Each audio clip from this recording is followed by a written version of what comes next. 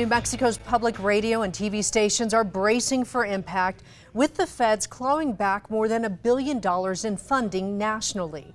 News 13's Marilyn Upchurch spoke with a few of those stations. She's live in the Newsplex with how they're being impacted.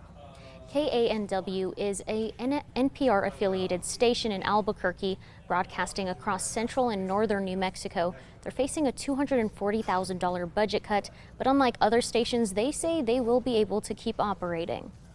The citizens of New Mexico and our listeners all throughout, I'd say the world, because we have listeners that listen to us streaming, but they've really stepped up and they've really come to the aid of public radio stations. KANW says the cuts are 29% of their overall budget, helping pay for local news and election coverage, NPR programming, and equipment. It comes after President Trump signed a bill rescinding public broadcasting funds, arguing national public media outlets are biased and not a necessary expense. For decades, Congress has funded the Corporation for Public Broadcasting, which is now expected to lay off most of its staff in September.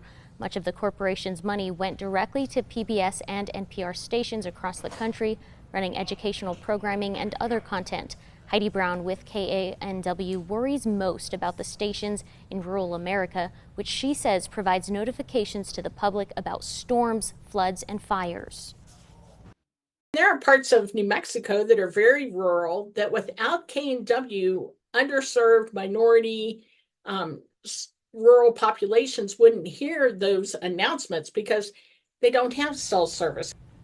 Another public radio station serving much of northern and central New Mexico, KUNM, is also dealing with cuts representing about 12% of their budget. So far, they say it may delay plans to expand local news gathering. Back to you. All right. Thank you, Marilyn. Leaders at the two public radio stations we checked in with today say the federal funding cuts will not have an impact on local staffing.